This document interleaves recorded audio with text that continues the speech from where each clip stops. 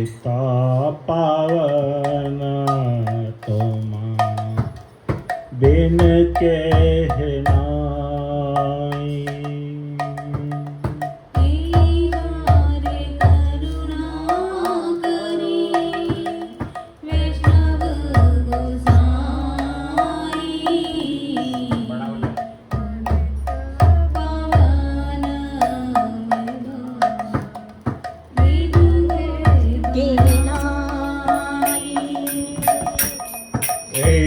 बार करुणा कर वैष्णव गोसाई पतिता पावन तुम बिन कहनाई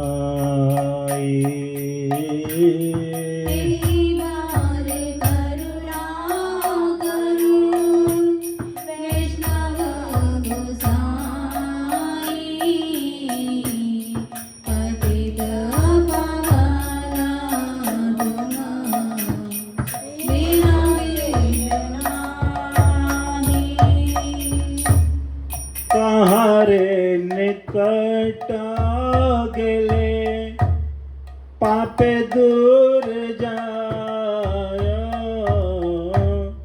हे मनो दयाल प्रभु के बाको थापाय निकट गेले पापे दूर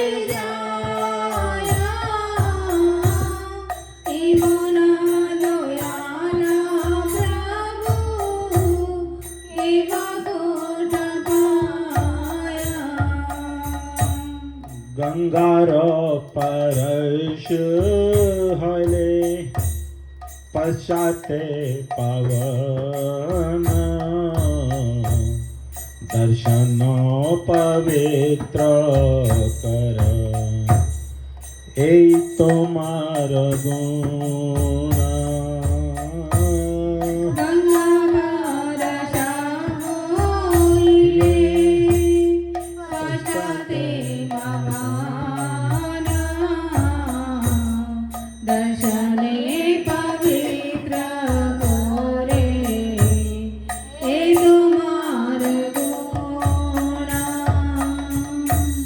हरि स्थान अपराधे तारे हरि नामा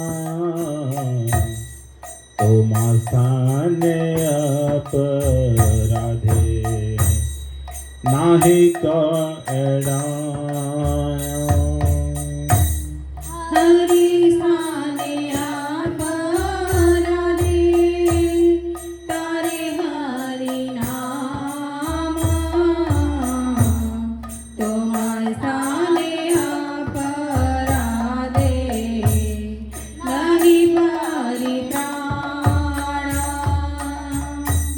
तुम्हारा सदा स्थाने गोविंद विश्राम गोविंद कहे नम वैष्णव पराण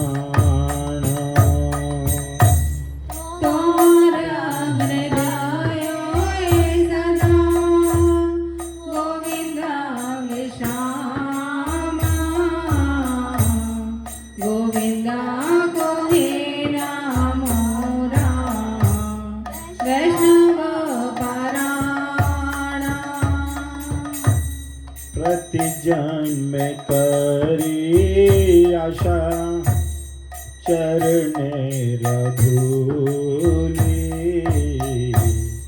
नरोत्तम कर दया अपनार बाली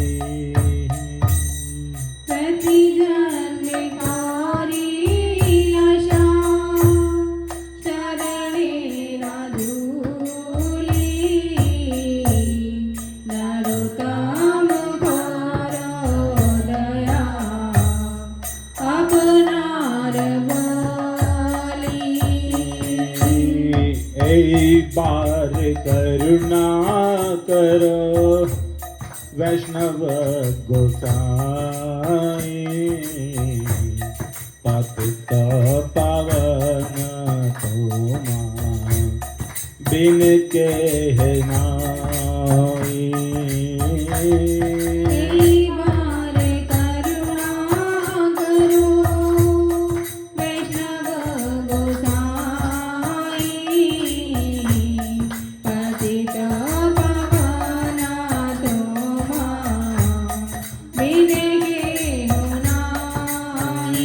जय वैष्णव ठाकुर वैष्णव ठाकुर वैष्णव ठाकुर जय वैष्णव ठाकुर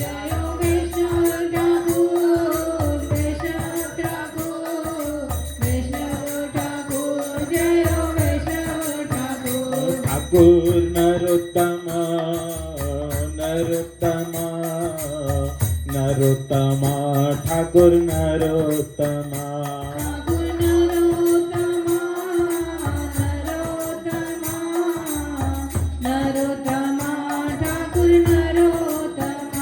मोरे दया करो कृपा करो दया करो मोरे कृपा करो मोरे दया करो कृपा करो मोरे दया करो। यहाँ पे कह रहे हैं हे वैष्णव ठाकुर आप मुझ पर एक बार कृपा कीजिए। यहाँ पे तो बार बार आते हैं कृपा करने को, लेना ही नहीं चाहता है ना, लेकिन क्या कह रहे हैं दीन तवश हे वैष्णव ठाकुर आप मुझ पर एक बार कृपा कीजिए, क्योंकि पतितों का भी पावन करने वाले आपके अतिरिक्त दूसरा कोई नहीं है। जो ये साधु लोग आते हैं ना, शुद्ध साधु जो आते हैं, ये पूरे पतितों को भी पावन करने वाले होते हैं और दूसरा इनके अलावा कोई भी नहीं है जो इस भव सागर से किसी पतित जीव को तार सके। किसकी शरण में जाने पर पाप दूर हों, अर्थात केवल मात्र आप ही एक ऐसे दयालु हैं। आप जैसा दयालु कहाँ मिलेगा। भगवती गंगा जी का स्पर्श करने के बाद ही वे पवित्र करती हैं। जैसे यहाँ से हरिद्वार कोई जाए पूरी रात ट्रैवल करके या सुबह 4 बजे उठ करके, और जो स्पर्श गंगा जी का जाके वहाँ पे स्नान करने से जो फल मिलता है, वो फल केवल एक वैष्णव का दर्शन करने से हमको मिल जाता है। यहाँ पे कह रहे हैं परंतु आपका तो ऐसा अद्भुत प्रभाव है कि आपके दर्शन मात्र से ही पतित के पतित व्यक्ति भी सर्व प्रकार के पापों से मुक्त हो जाते हैं। हे वैष्णव ठाकुर, श्री हरि के चरणों में किसी का अपराध होने पर हरि नाम उसे अपराध को नष्ट कर देता है, परंतु आपके श्री चरण में अपराध होने पर उस अपराध से कदापि निरंतर नहीं हो सकता। आपके हृदय में सदा गोविंद विराजमान रहते हैं। स्वयं भगवान भी कहते हैं कि वैष्णव लोग मुझे प्राणों से प्यारे हैं, अतः मैं जन्म जन्मांतरों से आपकी चरण धूल की कामना करता हूँ।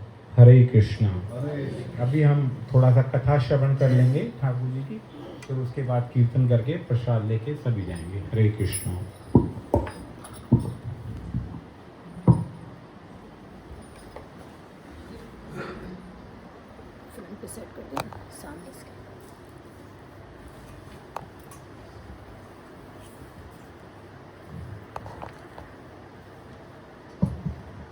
ओम अज्ञानतिमिरान्धस्य ज्ञानाञ्जनशलाकया चक्षुरुन्मीलितं येन तस्मै श्रीगुरवे नमः। वाञ्छाकल्पतरुभ्यश्च कृपासिन्धुभ्यैव च पतितानां पावनेभ्यो वैष्णवेभ्यो नमो नमः। श्रीकृष्ण चैतन्य प्रभु नित्यानंद श्री अद्वैत गदाधर शिवसती गौरभक्तवृंद। हरे कृष्णा कृष्णा कृष्णा हरे हरे, हरे राम राम राम हरे हरे। सर्वप्रथम मैं अपने गुरुपाद पद्म और श्रीमद् भक्ति वेदांत सिद्धांति गोस्वामी गुरु महाराज जी के चरण कमलों में दंडवत प्रणाम करती हूँ, और उसके पश्चात यहाँ पे उपस्थित आप सभी भक्तजनों और वैष्णव वर्गों को मेरा दंडवत प्रणाम, यथायोग्य प्रणाम। हरे कृष्ण। हरे कृष्ण। हम लोग नियम से कार्तिक माह में पूर्णिमा से, कार्तिक की जो पूर्णिमा थी तब से सुबह उठ करके कथा और कीर्तन कर रहे हैं, और ये डेली चल रहा है। आज यहाँ पर आए, ये प्रभात फेरी किया, परंतु कथा और कीर्तन का डेली का चल रहा है। तो उसी श्रृंखला में हम पहुँचे थे कालिया दमन लीला पे, और हमने कल ये श्रवण किया था कि कैसे श्री परीक्षित गोस्वामी जी कह रहे हैं सुखदेव गोस्वामी से कि हे गोस्वामी, कृपा करके आप कालिया दमन लीला का थोड़ा विस्तार से बताएं, और बताएं कि ये कालिया है कौन। हमने कल श्रवण किया कि कालिया कौन था। एक ये कि आज तो आपका जन्मदिन है, आपको ब्राह्मणों को दान इत्यादि करना है, पूजन करना है।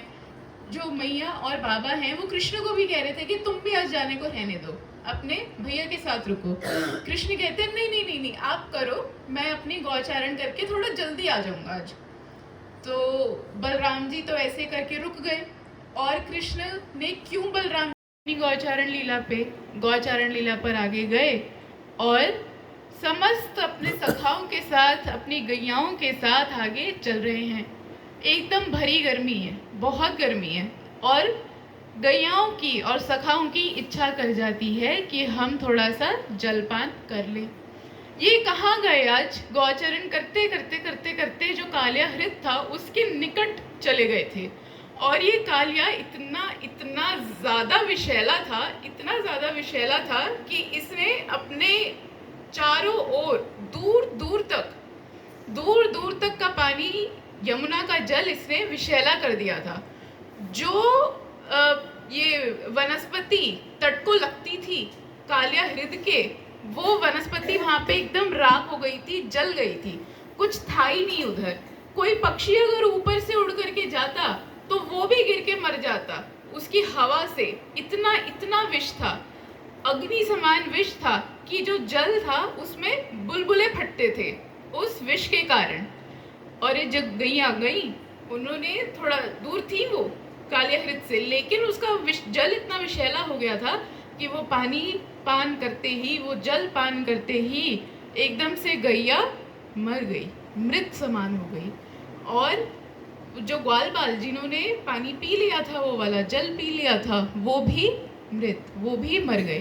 कृष्ण ने जैसे ही देखा कि मेरी गैयाएं, मेरे सखा, इन्हें क्या हो गया, इन्हें क्या हो गया, कृष्ण ने देखते ही, केवल दृष्टिपात करते ही उनको वापस से सजीव कर दिया, वापस से सजीव कर दिया। कृष्ण ने देखते ही, कृष्ण के लिए ये जो विष है ना, ये कोई बहुत बड़ी बात नहीं है। अगर कभी भी कृष्ण पे बात आती है तो विष पीने कौन आ जाता है? शंकर जी आते नहीं आते? कितने हमने प्रसंग सुने, शंकर जी आ जाते हैं, पूतना के टाइम पे भी आए, और जब समुद्र मंथन हुआ तब भी आए, इसलिए उनका एक नाम नीलकंठ। परंतु जब अपने भक्त पे बारी आती है तो भगवान स्वयं आते हैं, स्वयं।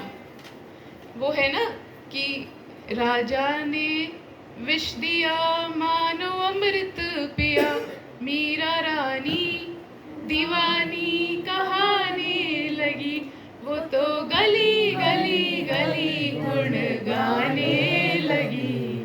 था नहीं था? तब क्या हुआ था, जब अपने भक्त पे बारी आती है तो ठाकुर जी स्वयं, और उन्हें कुछ ज्यादा करने की जरूरत भी नहीं पड़ती, केवल दृष्टिपात से उस विष को वो अमृत समान बना देते हैं, केवल दृष्टिपात से। और ऐसे ही किया यहाँ पे भी ठाकुर जी ने अपने गैयाओं के प्रति और अपने बाल जो सखा हैं उनके प्रति प्रेम से देखा, और वो वापस सजीव हो गए। अब कृष्ण कहते हैं कालिया को कि मेरे व्रजवासियों पर अटैक करता है, उन्हें परेशान करता है, तेरे को तो मैं नहीं छोड़ूंगा कालिया। और कृष्ण क्या करते हैं, वो कालिया हृद के पास एक कदम्ब का वृक्ष है, वहां पे सारी जितनी वनस्पति है सब खराब हो चुकी है, परंतु एक कदम का वृक्ष खड़ा है। क्यों खड़ा है? क्योंकि हमने कल श्रवण किया था कि उस पे एक अमृत की बूंद गिर गई थी, तो वो आदि काल से वो वहीं पे ही खड़ा था।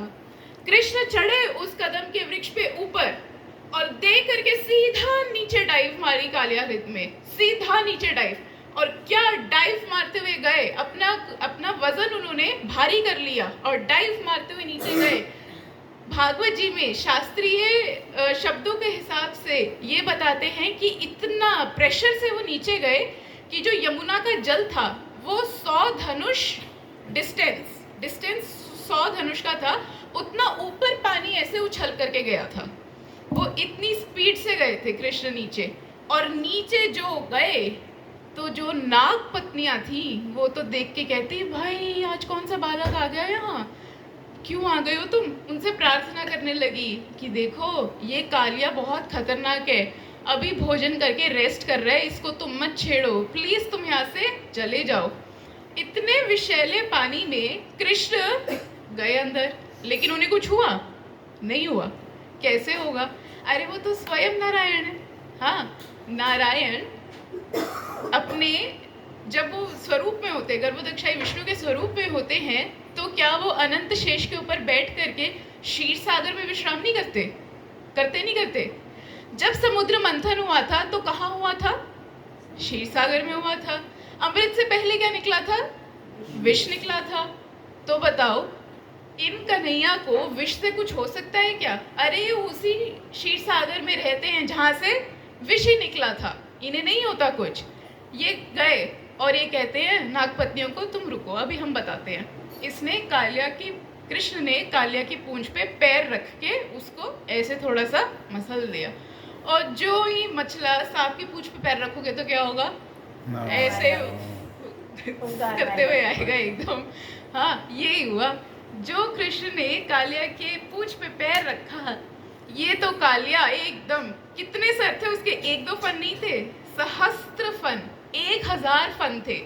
सारे फनों से आकर के एकदम करते हुए वो आया और कृष्ण को देखा और कृष्ण के वक्षस्थल पर प्रहार किया। और जो ही प्रहार किया तो कृष्ण क्या, कुछ भी नहीं हो रहा उन्हें, कुछ भी नहीं हो रहा। वो तो वही खड़े एंजॉय कर रहे हैं, मुस्कुरा रहे हैं कालिया को देख के कि अच्छा अपनी शक्ति दिखाता है, अभी मैं दिखानी शुरू करूंगा तो यही धरा का धरा रह जाएगा। वो और प्रहार कर रहे हैं, अपने सहस्त्र फनों से प्रहार कर रहे हैं, कुछ नहीं हो रहा कृष्ण को, कुछ भी नहीं हो रहा। फिर जब हार जाता है, देखता है कि इसको तो विष से कुछ हो ही नहीं रहा, इसको ऐसे प्रहार करने से कुछ नहीं हो रहा, तो इसको अब मैं कुंडली मार लूंगा।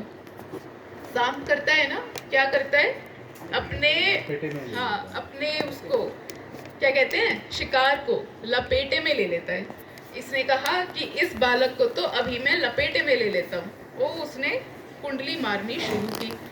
अब जितने ग्वाला हैं उनके बाएं आंख फड़कना शुरू हो गए, और दिन के टाइम में सियार बोलने लग गए। सियार करते ना, आहू, वो करने लग गए। तो माता ने कहा, और जितनी बड़ी गोपियां थी, कहा कुछ तो अपशगुन हो रहा है, कुछ तो गड़बड़ है, क्या अनहोनी होने वाली है। समस्त ब्रजवासियों के लिए जो अपशगुन है या कुछ बुरा होना है वो है कृष्ण से रिलेटेड। उनको अपना कुछ नहीं है कि हमारे साथ कुछ बुरा होने वाला है, नहीं, सारे कृष्ण कि अरे हमारा अपशगुन क्या ही होगा, कुछ होगा तो कृष्ण, अगर कृष्ण को कुछ हुआ तो हमारा अपशगुन है। सारे ढूंढने में पड़ गए कि कृष्ण कहाँ है, कृष्ण कहाँ है। बलराम जी की पार्टी चल रही थी, सब कुछ हो गया था, स्वस्ति वाचन उनका हो गया था, ब्राह्मणों को दान हो गया था, केवल भोजन रहता था। अब भोजन छोड़ करके सभी भागे। उन्होंने गायों के जो खुर थे उनके चिन्ह देखे, उनका पीछा किया, और देखते देखते देखा कि ये तो कालियाहृत की तरफ गए हैं। और जो ब्रजवासियों को पता चला कि कृष्ण आज कालियाहृत पे गया है, तो वे तो भागे, सारे ब्रजवासी ऐसे भागे, जो युवक थे, युवतियां थी, और जो ग्वाले थे जो तेज भाग सकते थे, वो एकदम स्पीड से भागते हुए वहां गए। और जो थोड़ी बड़ी माताएं थी जो बहुत तेज नहीं भाग सकती थी, वो धीरे धीरे भागते हुए, अपना पूरा जोर लगाते हुए भागते हुए आ रही है कि हाँ कृष्ण, हाँ कृष्ण। कृष्ण क्यों चला गया, उसको कितनी बार समझाए कि उस तरफ नहीं जाना, सबके लिए वर्जित है, क्यों चला गया, अकेले गया आज, हे बलराम तुम क्यों नहीं गए साथ।